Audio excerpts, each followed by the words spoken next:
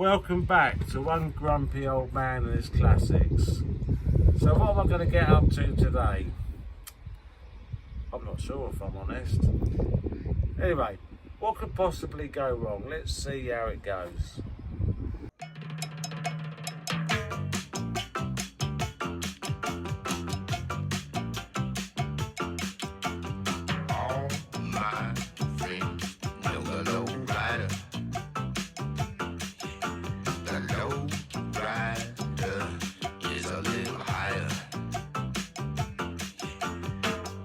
Repairs have started. The bottoms of these two doors had obviously hit a post at some time and caused a little bit of damage, mostly on the driver's door and into the first part of the rear passenger door. So I spent a bit of time prepping it, rubbing it down, filling it, rubbing it down, filling it, rubbing it down, filling it. Put a primer filler coat on, which has highlighted some pinholes here and there in the filler, so that'll be the next job to attend to.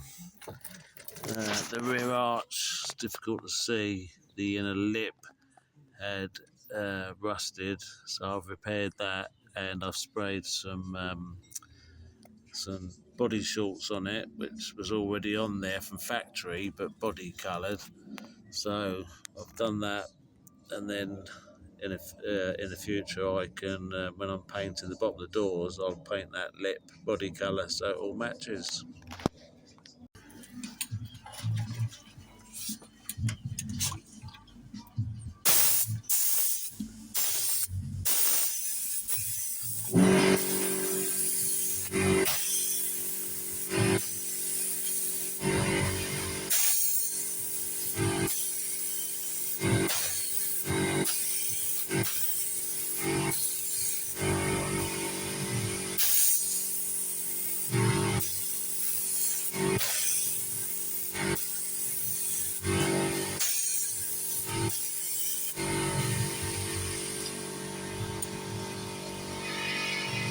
See, but so far so good. That's the base coat on. Gone up round the lip of the arch where I've done a little bit of localised repairing, sprayed around there. Let's just go around and have a look at the back if you can see. Yeah, that's much better. Yeah, much better than that brown staining that was on there. And then there's a bit too much light there. Let's have a look from this angle. Yeah, pretty pleased with that. And the same around there, just around the lip of the arches. Now it's going to be time for clear coat. Hi, this is another new day. The BMW e28 525e is finished. It's MOT'd, it's taxed, and it's on the road. And I believe I've done about, let's have a look, I've done about 300 miles since I got it MOT'd, and it runs like a dream. So what have I done to get this beauty back on the road after being laid up after 19 years? Well, as you've seen from previous videos, complete new braking system, rebuilt calipers, new flexes, pads, discs, there's been suspension components, lower arms, rubbers, some bushes. So anything that's contained rubber underneath this car had either gone to jelly, like got all soft and deteriorated, or was split and no good, not fit for use. Fuel system has been fully rebuilt. That's new pump, new filter, all new hoses associated with the fuel system, from the tank up into the engine bay. Fuel tank's been taken out, it's been fully flushed out, cleaned, and no issue. Yeah, sorry about the plane, do get them occasionally around here. Noisy buggers, aren't they? Anyway, sorry about that. So yeah, so running gear has been fully refurbished, right from steering, brakes, fuel system, everything. And in the engine bay, it's been fully refurbished with new plugs, leads, distributor cap, rotor arm, coil, new hoses. Anything under there that I felt might give me an issue has been replaced. I've replaced some relays as a matter of course, because I know these cars quite well. There are certain parts that can cause issues. There's one that's called a DME relay. They can go bad. And also on the gearbox there's two sensors. Because this is quite an early fuel injection system, it doesn't have a pickup of the crankshaft. It's all driven by sensors, two sensors off the gearbox. One's a reference sensor and one's a speed sensor. So I also changed them as a matter of course, because from my own previous experience with owning two of these before, they can go bad. However, when I took it for an MOT, it did disgrace itself. So unfortunately it failed its first MOT. There was a couple of advisories, and the thing it failed on was the rear handbrake efficiency. I was literally 1% out. That's okay, but it just needed adjustment. The adjustment was a bit imbalanced between either side. And when the car was driven out, when I drove the car out at the MOT station to then go and pick up the failure sheet, the car stalled and cut out because it got really hot because it was ticking over for a long time. Wouldn't restart after that, and I couldn't get it going again, so I had to get it recovered home. And it turns out that the reference sensor that I put in this, that was brand new, along with the speed sensor, had gone bad, brand new. But out of all the parts that I bought, and I spent a lot of money recommissioning, restoring, whatever you want to call it, getting this car back on the road, a brand new part went bad. But when if you knew the list of parts that I've put on this car, then okay, you know, what's the quality of some of these parts these days? We don't know. You know, it was a branded part, but whether it was a branded part made in Germany or whether it was a Chinesian part branded as a German part, I don't know. But anyway, I fixed that, and like I say, ever since I've done about 300 miles in this, and it just drives beautifully. And of course, yes, I serviced the gearbox, dropped all the fluid, new filter, all new fluid, gear change. You know, it's not the height of technology, the gearbox in this car. Yeah, it's all 4-speed automatic, but the gear changes are so smooth, just a joy to drive. I find the steering's a bit heavy. Yeah, it's got power steering, but it's not got a steering rack. It's got a steering box, but it's very precise. But yeah, it just drives lovely, you know. So, bodywork. Isn't this thing a beauty? Hey, this is a thing of beauty. This is. Sorry about that. Couldn't resist it. But bodywork, it has its issues. I mean, from 10 feet away, it looks very nice, but once you get up close, you can see little scabs, chips, quite big chips actually, and some sort of where the paintwork's been penetrated, it's been left, it's been in how it restored. There's a few, like, I call them scabs, but they're not scabs, they're just like little sort of rusty areas. I'll show you in a minute, we'll have a close-up. As you know from a previous video, I welded the sills. When I say I welded the sills, it was literally about that much on each sill that I had to repair. You know, just cut the jacking point out and just let some new metal in, and so they've been repaired, and I've body protected the sills to make it look like factory, because, you know, I'm trying to keep the car looking as factory as I can.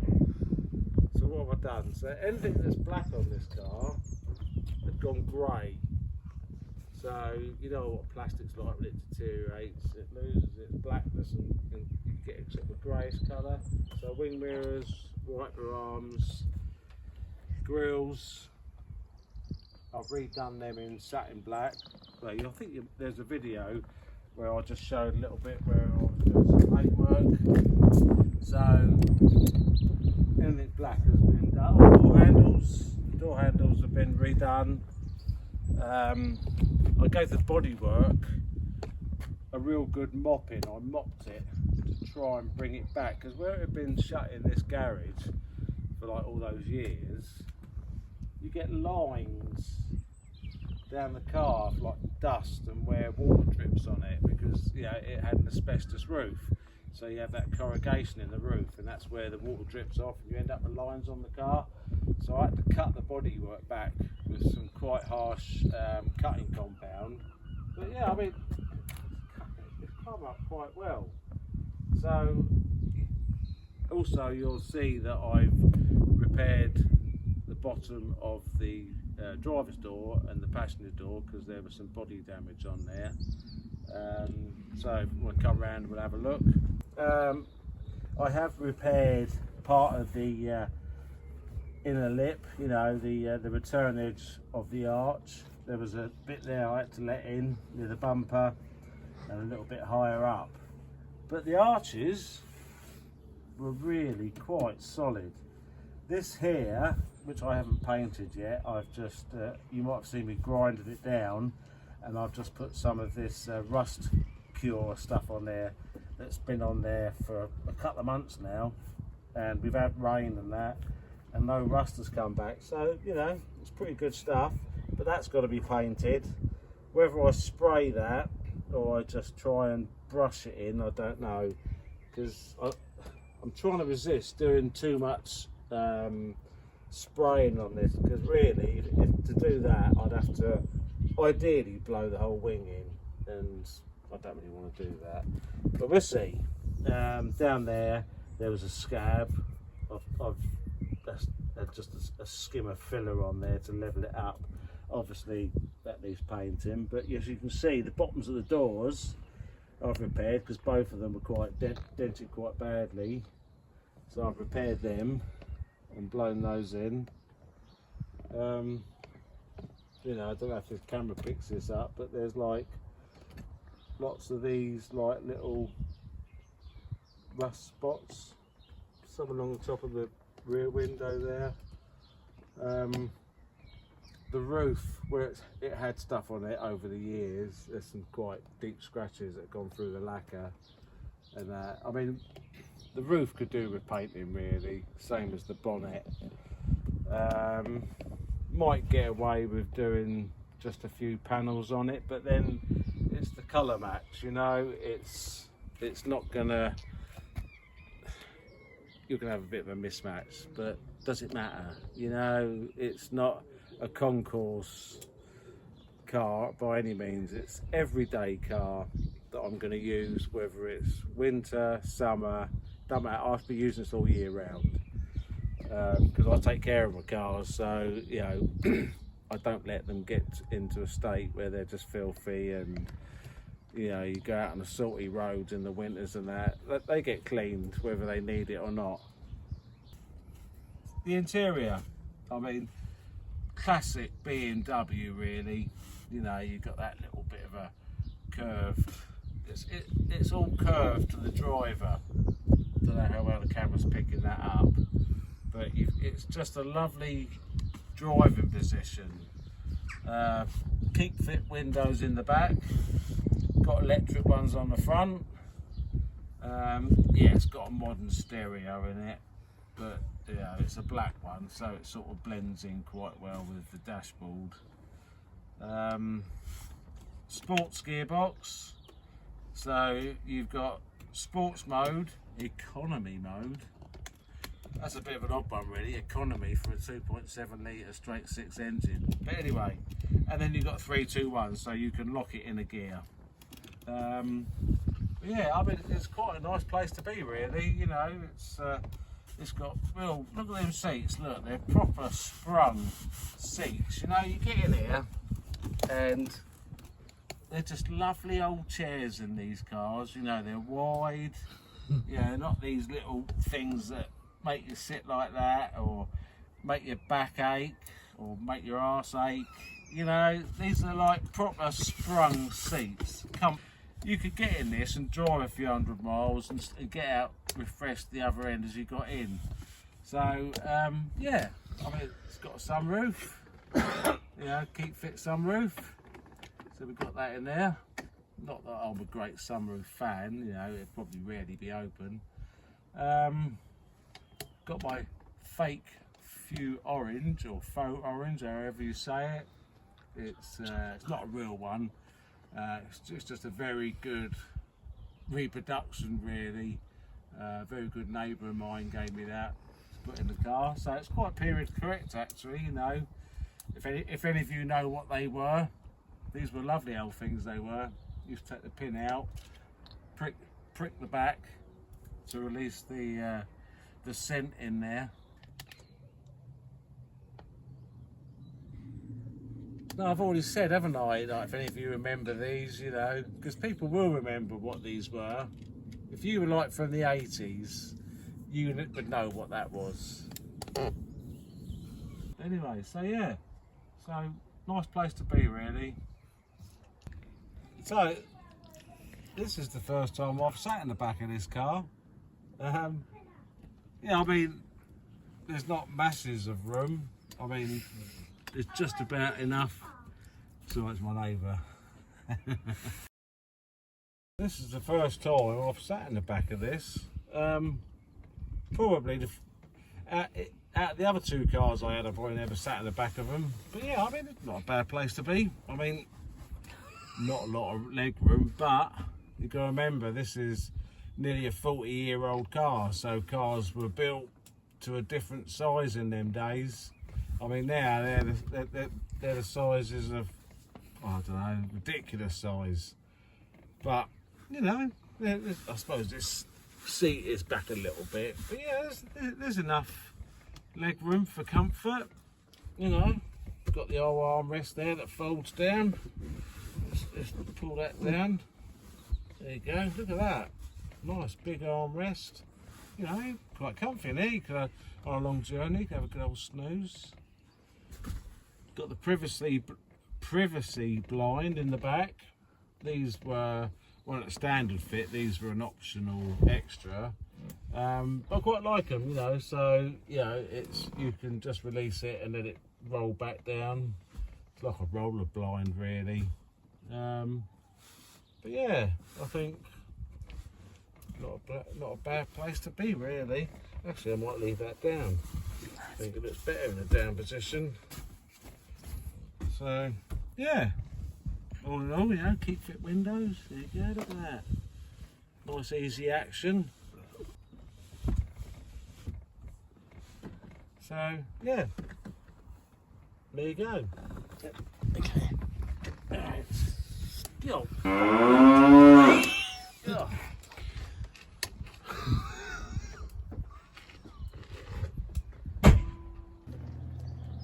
So what's it cost me? So it wasn't a cheap exercise. So initially I paid £2,000 for the car, which is not expensive. You can prices are all over the places for these things. You know, some people think they're worth a load of money, which, you know, you see people advertising them for 14, 15 grand in sort of, you know, fairly nice condition. Do they actually get that? I don't know. But anyway, I'm not worried about what it could be worth, because I've said this lots of times in the past, it's a keeper, but this one definitely is.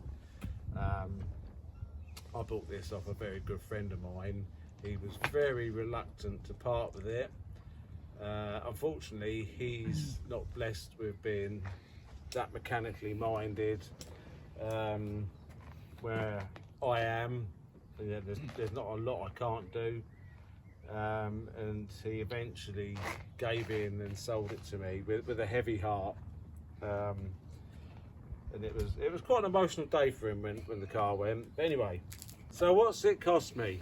So I paid £2,000. We agreed £2,000 for the car, which, considering it wasn't a rusty old thing, you know, structurally, this car was just amazing. So it was a very good deal for that price, even though it was a non-runner. Even though I'd got the car going about 7 years ago, when just a random day I went round to my mates and we dragged it out and we eventually got it going. So I knew it was potentially a runner, and the engine was free. It turned over, so there was no real big concerns. Just the rust issue, which was unfounded in the end because it was only the jacking points. So £2,000 was a good price. So my parts bill came to £2,491 and a handful of pence. That's not bad. But I believe I've spent another couple of £100 on top that I don't have receipts for. So what's that for? Just miscellaneous parts that I've forgot to keep them. Like, you know, you might go and get some wiper blades. Oh, you might go and get, you know, something small, but you don't keep the receipts. So I've spent, like, the way that, like, the wireless I put in it, I mean, I haven't got the receipt for that. So I've spent about another £200 on top, miscellaneous parts. So £2,600 in parts. So it owes me 4,600, which I think is good value, because it's a solid sound car, runs beautifully, and up until it was laid up in October 2006, this car has got full service history, every MOT from new. It's got some amazing paperwork that came with it, so it's got good provenance, I should say. So, you know, what's it worth as it stands? 5.5, 6 grand, I think, is a realistic price. If I painted it and corrected all, like, the little issues in the paintwork, then, you know, what's it worth? 8-9 grand? I don't know.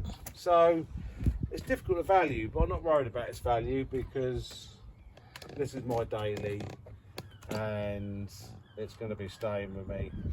So, is it your last car? Is it my last car?